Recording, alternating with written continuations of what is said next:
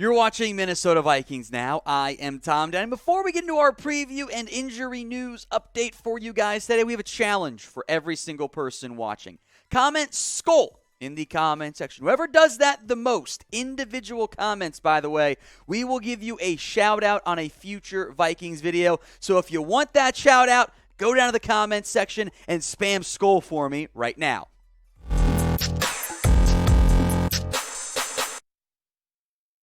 Let's get into today's preview then of the Minnesota Vikings and the Miami Dolphins. One of the better games this week despite some rather long injury reports specifically for the Miami Dolphins. Now, guys like Tyreek Hill, Jalen Waddle, they're all going to play.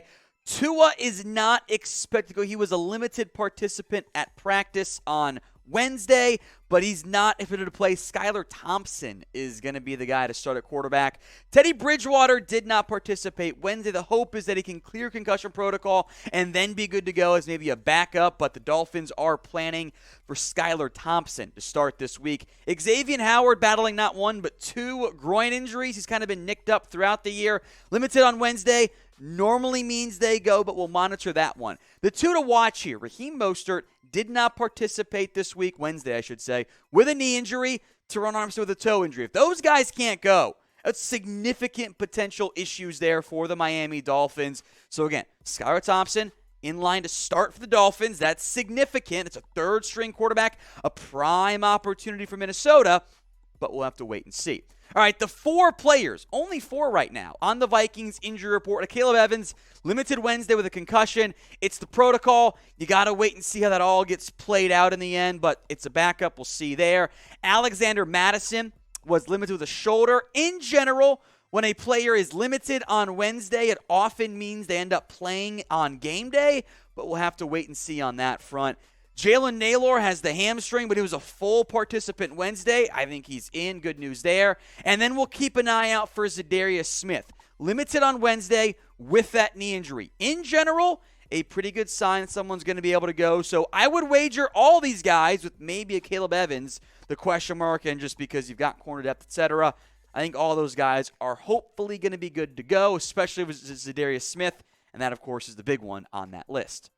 All right, before we get into some more preview stuff here, I want you guys to predict the score for me of Vikings versus Dolphins. I will assume that you're all going to take the Minnesota Vikings, but let me know in the comments section. It's the pinned comments on today's video. So if an ad break happens to come here on YouTube, cool. Take advantage of it. Head down there and let me know. And don't forget to let me know who you've got winning. Pick the score for me of the Vikings and the Dolphins.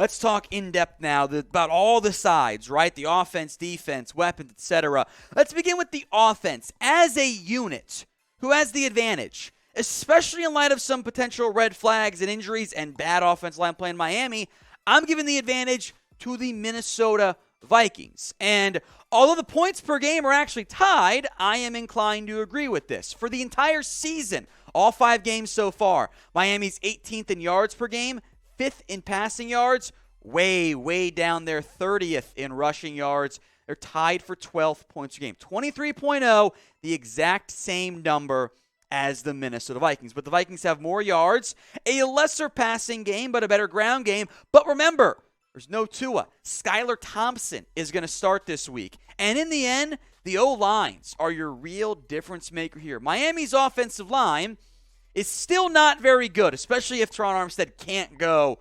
Boy, are they in trouble. Some PFF grades here. Christian Darrisaw, by the way, the breakout is absolutely here. He has been awesome at left tackle.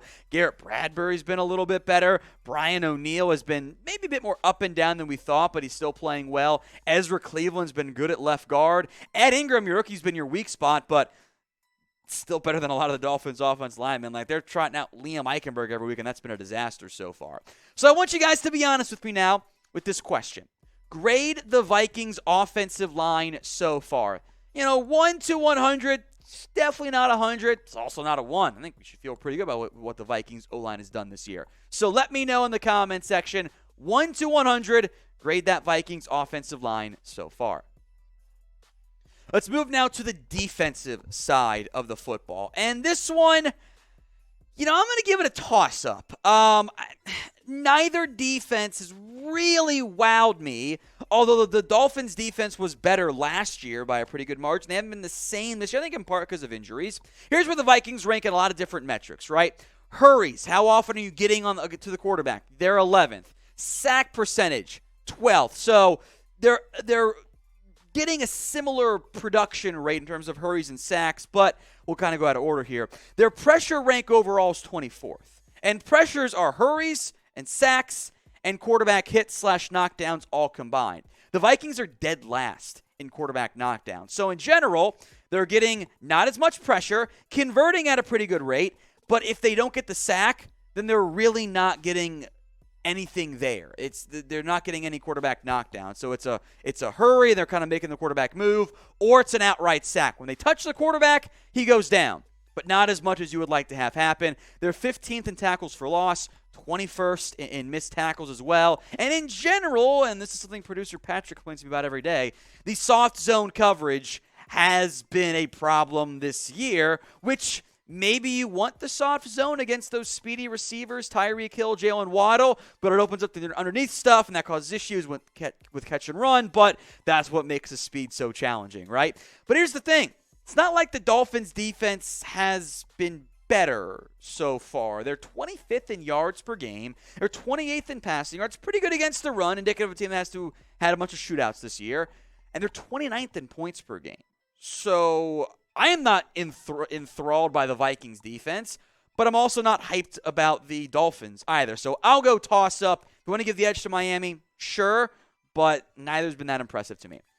Now, today's show is made possible by our sportsbook partner, BetUS. Head over to chatsports.com/bet and use that promo code, chat125, for a 125% deposit bonus. Chatsports.com/bet, promo code chat125. They already know it's Skyler at QB. That's why Minnesota is a 3.5-point favorite. But I kind of like the points. I'm not all the way in on the 7th-round rookie being your savior, right? Well, nor should you be. If you want to put some money down on the Minnesota Vikings, head over to chatsports.com/bet and use promo code chat125. All right, let's talk weaponry, specifically the passing weaponry more than anything there, because Dalvin Cook's awesome, but Raheem Mostert's been a nice player for them. It is very rare that I would not take the Vikings' weapons in a matchup, but I'm going to go with the Dolphins here. And I love Justin Jefferson. Don't get it twisted from that standpoint there. But you've got Tyreek Hill and Jalen Waddle, and the amount of pressure and strain that duo puts on opposing offenses or defenses is very scary. There are not many better 1-2 punches than Justin Jefferson and Adam Thielen. I think the Tyreek Hill, Jalen Waddle one is. Mike Gesicki as a passing option, and then not so much blocking, is better than Irv Smith as well. Again, I think this is probably the only time all year I'll take somebody else with better playmakers. That's the testament to what the Waddle Hill duo is. But maybe you guys disagree, and that's fine. This is your chance to let me know. Who has the better offensive weaponry? MIA for the Miami Dolphins, MIN for the Minnesota Vikings. Let's talk quarterback now, because fair or not, quarterback is the one that everyone gets excited about. Even if Tua was playing, it's very clearly Kirk Cousins to me. Even if Teddy Bridgewater was playing, maybe missing out on the revenge game, unfortunately, it's Kirk Cousins. When it's Skylar Thompson, the 7th-round rookie, it's definitely Kirk Cousins. So no doubt on that one. 19 of 32 for Skylar this year against the Jets, 166 yards, 2 turnovers. Now, the one thing Minnesota has to do is not allow another Cooper Rush game. All right, now Rush has not lost the game at all, so maybe it's just not just the Minnesota thing. But this time the Vikings know it's going to be Skylar Thompson. They're 500 in games against their QBs first ever start. How they have 2 ties, I will never understand. They're profoundly un-American. But don't let the new guy surprise you. At least there's some film on him from the preseason and this last game against the Jets. Now, it is backed by science and data and all that when you subscribe to Minnesota Vikings now, the Vikings are more likely to win football games. Sub-4 Vikings dubs. Don't be the one who jinxes that Vikings winning streak. Hit that subscribe button right now. Now, the advantage has already gone in favor of the Vikings so far. It's a 2-1 I guess, 2.5 to 1.5 lead here. Special teams, though, I'm going to give the advantage to the Minnesota Vikings. And I think in large part it comes down to your return men, who we'll get to. Let's talk kickers, though. That's a big factor, right? Greg Joseph has been great outside of 50-plus yards. He's 1 of 5 on those kicks, by the way. Don't kick 50-yarders. Just go for it. That's my mindset. Jason Sanders, also in a similar situation. Good outside of 50 yards. Both guys have not yet missed inside of 49.9 yards, whatever it is. Now, the Vikings special teams coordinator Matt Daniels has said Kenny Wangu, right? The end silent. Kenny Wangu, thank you, Patrick, has been close to breaking one this year. I'll go bold prediction.